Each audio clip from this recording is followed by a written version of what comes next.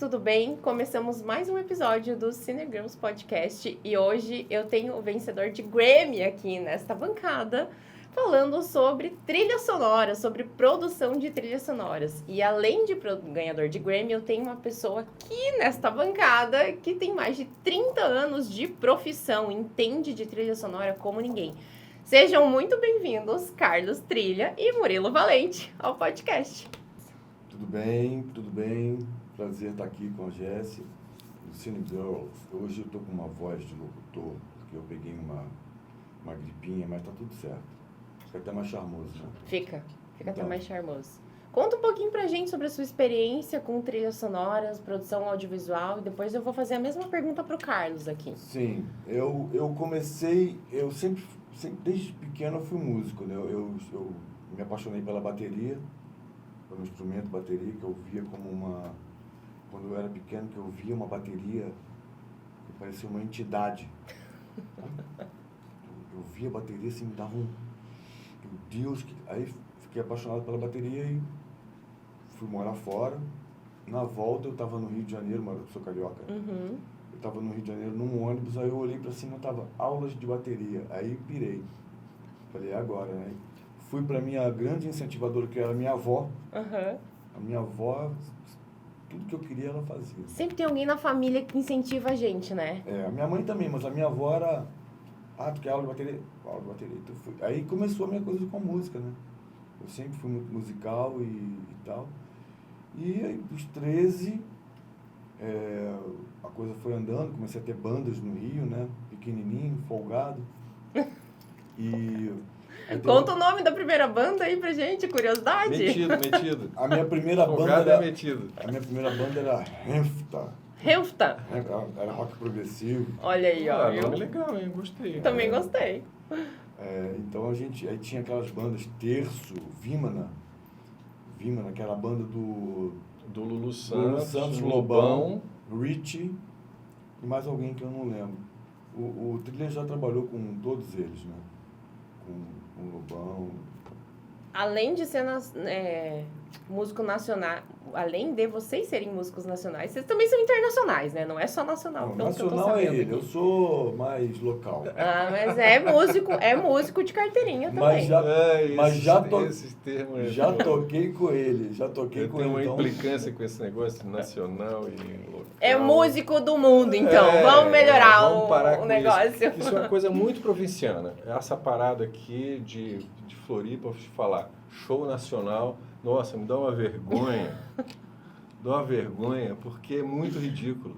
É show, né? É show. Não, o músico é músico no mundo inteiro, né? Ridículo. Não, porque show nacional, isso, além de ser provinciano, pega os músicos locais e afunda. Uhum. É isso que se faz. É aquela síndrome do vira-lata, talvez, que a gente tem aqui no Brasil? Porque assim, eu 35 anos morando no Rio, né, morando fora, eu nunca tinha ouvido falar disso. Aí, de repente, alguma coisa que eu vim participar, ou show nacional, o que é esse negócio de show nacional? Isso é uma característica local aqui Sim, do Sul? Porque sim, eu digo não do só Sul, que aqui, são outras cidades... Paraná, Porto Alegre, eu ouço também que eles divulgam assim. Outras cidades pequenas também têm esse hábito, né? E não, na verdade, qual é o certo? Você falar assim, show com Nando Reis, São Paulo, né? Uhum. Show com fulano de tal. Porque, por exemplo, se vem um artista desconhecido do Rio de Janeiro tocar aqui, certo? O que se faz? Fala, show nacional só porque ele é do Rio de Janeiro?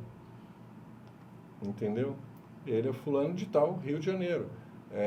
Quando você monta um festival, você coloca lá, às vezes coloca lá de que lugar. Ou nem se faz isso. Então fica essa dica para os produtores de eventos aqui locais. O Trilha, é porque eu entendo essa bronca dele, mas é que ele é um cara, o cara que circulou no maior glamour da música, o cara que toca com Marisa Monte, 15 anos, o cara que é colado, parceiro, produtor do Renato Russo. nacional, né? Internacional. Mas ele não É gosta, então, internacional. mas é outra ótica. Uhum. Voltando para a bateria. Voltando, quando termina aí de eu- contar a história. Eu sempre fui da comunicação, da música e tal, e comecei, aí vim para cá, comecei a estudar jornalismo e eu tinha duas vertentes, o cinema, que eu adoro, Uhum. eu sempre fiz filmes e tal, filmes de Super 8, né? Aliás, eu tinha vários filmes do Murilo que acabaram ficando na minha casa há muitos anos, os filmes do Super 8. É. Super 8, gente, pra quem não sabe, é um festival que existe aqui. Não, Super 8 é o... Tem um festival também, mas é a película, É o né? É formato. o formato de... É. Mas existe um festival aqui. Ah, Passou no Super 8 seus filmes? Não, Porque Não. tem um festival de Não. Super 8 aqui em não Florianópolis, sabia. né? Tem, aham. Vou me informar. Mas é o estilo de produção, vamos dizer assim. Tipo de produção, né? Não, é o tipo de Formato. de formato Formato. do filme, né? O filme é um filme de 8mm. Isso. É, Para as pessoas entenderem, tem muito leigo aqui que assiste o nosso podcast também. Então, tinha todo, eu editava com uma violinha, aquelas... Era uma barata aqui. Você cortava ainda o Cortava filme, com splicer, com... legal. Mas eu tinha... Ou eu pendia pra música, ou eu pendia pra fotografia e pro filme. Aí a música foi me puxando. E aí, você resolveu fazer música para filme? Não, também. Viu? Mas aí eu entrei tinha uma banda de Calcomaníaca, uma banda maravilhosa que eu tive nos anos 80, que divertidíssima. E o Tubarão, que era Ratones, que é do Juca, do Deca. O Juca me chamou para tocar no Tubarão. E eles estavam montando um estúdio. O Juca e o Deca. E eu circulava por ali. Eu estudava jornalismo, então tinha aula de manhã, à tarde eu ia para lá e ficava lá. Aí eu falei pro Juca, não precisa de ninguém para operar, para trabalhar? Ele falou, não precisa, entra aí. Aí fui. Então você aprendeu a profissão Na marra. fazendo. É. Claro, estudou para isso também um pouco, porque o jornalismo tem um pouco, né, dessa vertente, mas seria mais para a área da música mesmo, né? É. Produção. Como é o nome? Como é o nome da profissão de vocês? Vocês são produtores musicais, é isso? Sim, eu sou produtor musical. O Murilo é compositor e produtor. Né? Escreve também, então. Compõe. Uhum. Eu escrevo. O Murilo é mais compositor do que produtor. E eu sou mais produtor do que compositor, apesar de Agora você compor conta a tua também. história também, para nós. Apesar de ser compositor também, eu me considero mais produtor. Em termos de volume de obra, Uhum. né, eu tenho um volume como produtor musical muito maior do que como compositor. Mais de 1.500 fonogramas. Né? É. Mais de 1.500, é muito, né? Porque, na verdade, como são mais de 30 anos fazendo, se você botar uma média ali de 4 álbuns por ano, né, 30 vezes 4 dá 120. Né? Na verdade, são mais de 120. Por ano a gente tá falando. Não. É 4 álbuns por ano, mas... ano, 30 30 anos, seriam anos. 120 álbuns, Uhum. tipo 10 músicas, na verdade mais que 10, na verdade foram mais de 120 álbuns.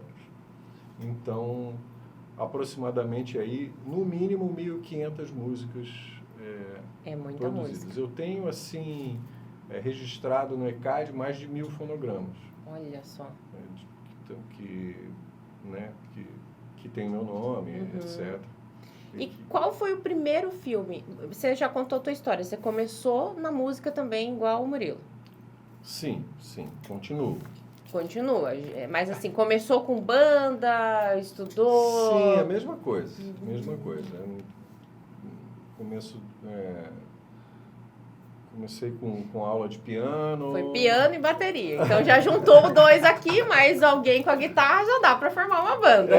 Na verdade, eu e o Murilo, a gente Vocês tocam tudo, né, hoje em dia. A gente resolve tudo, né? Mas eu traí a bateria. Traiu a bateria. Só que agora, sabe que outro dia eu tava trabalhando com o Volney Guarachim, do Expresso, e o Volney assim... O Murilo é um excelente baterista. Não sei por que ele largou a bateria para tocar guitarra. Porque o Volney é guitarrista também. Uhum.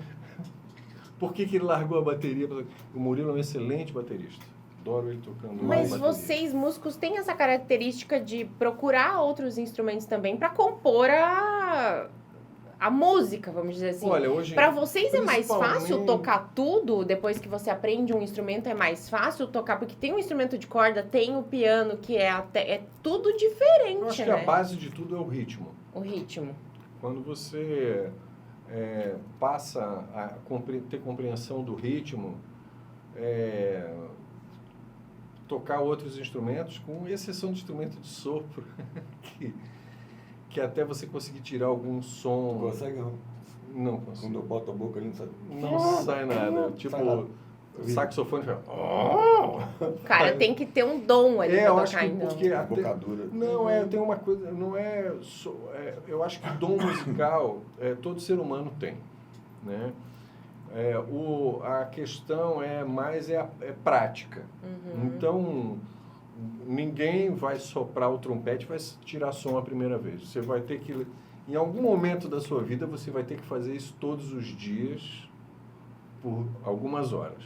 Para você, quando você quer dominar um instrumento, não adianta ir lá e fazer uma aula por semana. Você tem que praticar. Eu outro faço assim dia, porque o piano é um dos meus favoritos.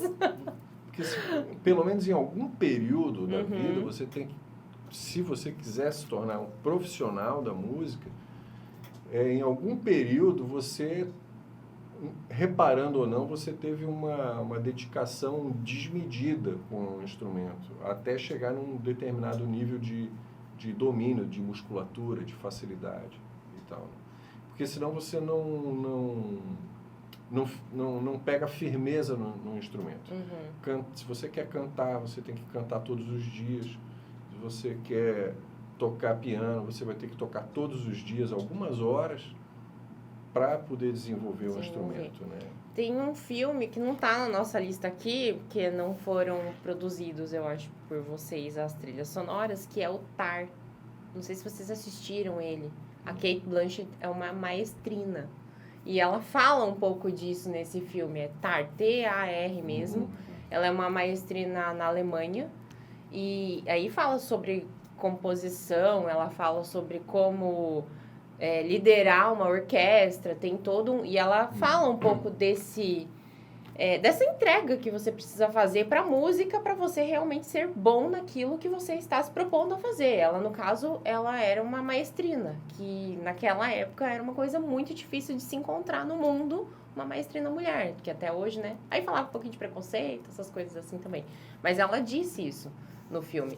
Se você não se dedicar muito tempo para aquilo, isso nunca vai acontecer. Essa orquestra nunca vai funcionar.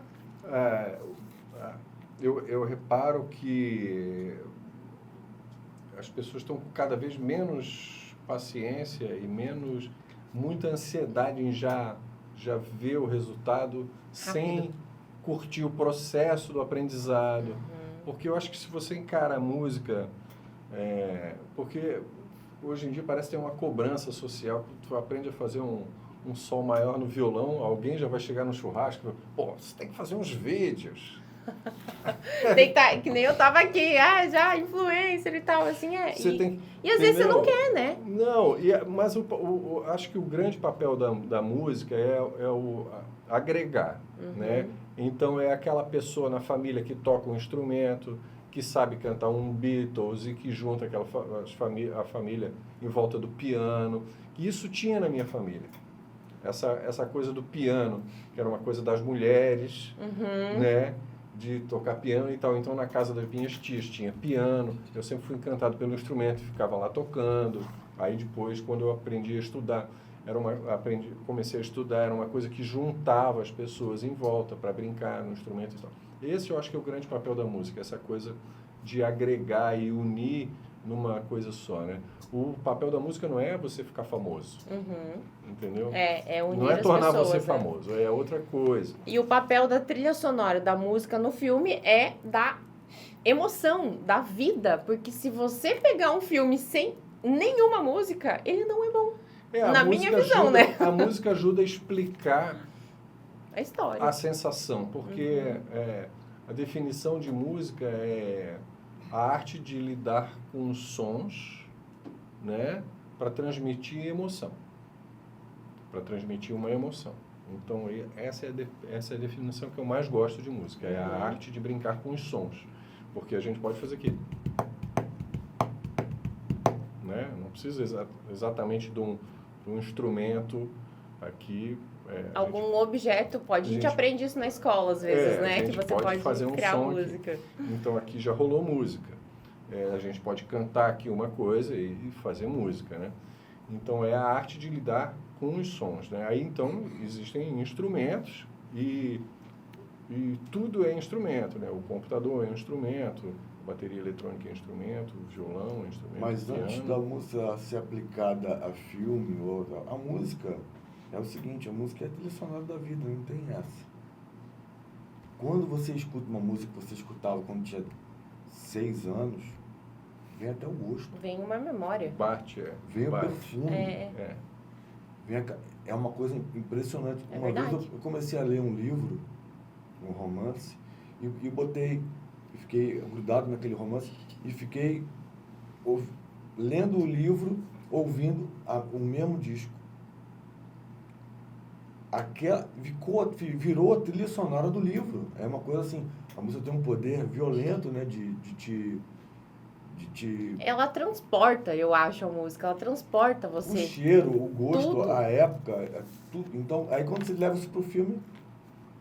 É um casamento perfeito, né? É. O cinema com a música, pra mim, é um casamento perfeito. Lógico. Para mim, o lance de... Porque apesar de eu chamar Trilha, Carlos Trilha... Gente, o nome do Carlos é Carlos Trilha. Não é por acaso, né? Que é Carlos Trilha. O lance de trabalhar com cinema, ele veio um pouco tarde, assim, na minha Você na minha começou carreira. na música mesmo, Sim, bandas, que música é pra... minha principal profissão hoje em dia é ser produtor musical e tenho feito muito trabalho de mixagem também à distância também, que são as coisas que eu tenho trabalhado bastante. Contem um pouco sobre os filmes aqui que vocês trabalharam nos últimos anos. Que aqui a gente tem... a gente até falou, vamos mudar o nome deste episódio, Trilhas Sonoras Brasileiras. Mas não, vocês fazem muita coisa para outros países também. Sai daqui, gente, de Palhoça. O estúdio deles fica em Palhoça, na Grande Florianópolis. É um estúdio super completo. E sai daqui produção para Fox, produção para Disney, produção para outros lugares do mundo. Já ganhou Grammy, depois quero que você conte um pouquinho também. Mas como é que funciona essa questão da produção de vocês? Vamos falar assim do filme mais novo que vocês trabalharam aqui no estúdio. Qual é? A gente está trabalhando no filme da Lígia Valper, que é o Edifício Bonfim.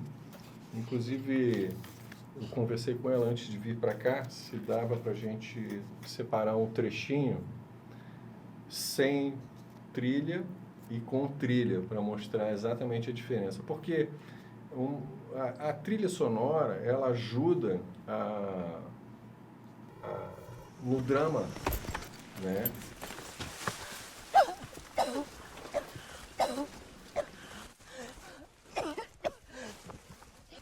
Ajuda!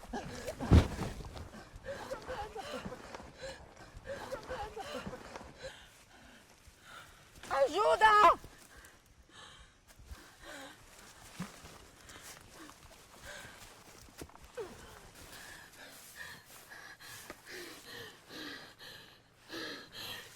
Ajuda!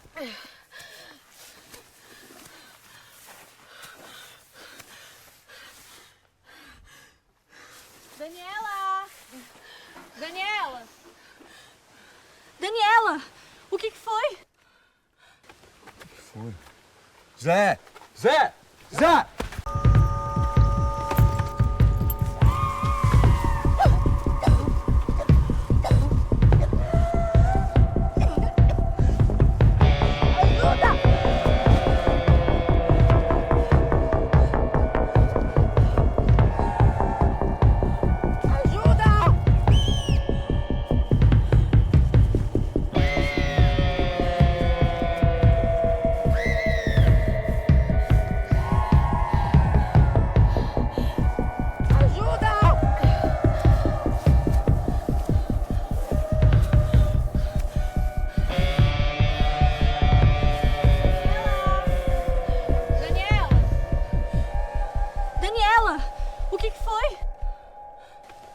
fui.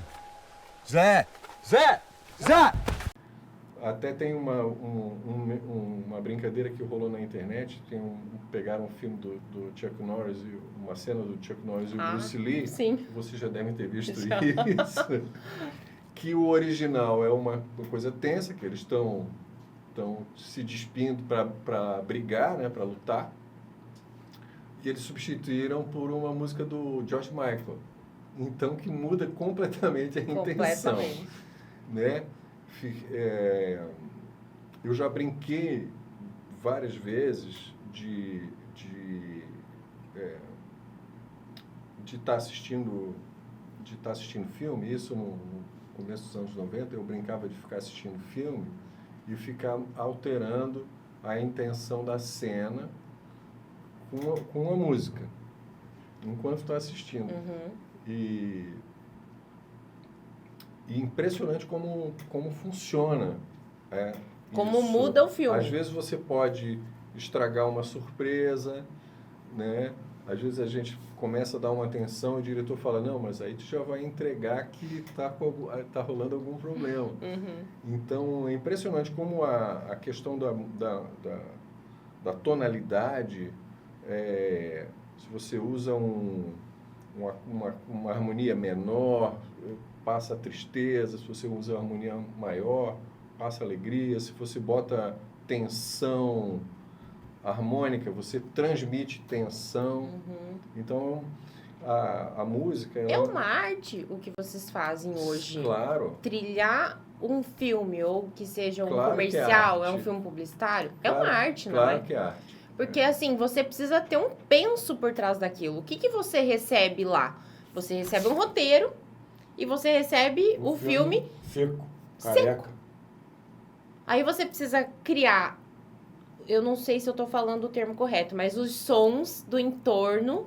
Você precisa criar trilha sonora, você precisa mexer na voz dos atores também, né? Então é um trabalho extenso de várias linhas, São várias né? camadas. Né? Eu faço também desenho de som. Eu estou até dando um tempo agora, porque eu fiquei bem... eu peguei um trabalho muito difícil e fiquei muito tempo fazendo, e eu estou dando um tempo um pouco desse trabalho. Mas o desenho de som, mixagem para filme também. Que, gente, para quem não conhece, são categorias separadas, né? Elas são no Oscar. Vamos usar o Oscar aqui como referência, que é um dos maiores prêmios, mas a gente vai falar do Grammy. São categorias separadas. Mixagem de som é uma coisa, trilha sonora é outra coisa. É outra coisa. Desenho de som, né, que a gente chama também. Então, o som do filme, aquele que a gente assiste, ele é dividido em cinco camadas. Você tem os ambientes, por exemplo, a gente está aqui, o que tem de ambiente? A gente tem, apesar da gente ter aqui o barulho do ar-condicionado, a gente não está se ligando, mas a gente sente um room tone, que a gente chama, que é o som dos carros na rua, filtrado pelas paredes. O som do escritório aqui, que passa um pouquinho aqui pela porta, e todas essas camadas você vai somando. Quando o desenho de som está perfeito, o espectador não percebe que tem desenho de som, porque parece uma coisa real, né? Por exemplo, eu estou me mexendo aqui, então outra camada são efeitos. Nesses efeitos tem roupa, né? Um avião que passa, tem o Foley, o barulho dos sapatos, etc. O diálogo, né?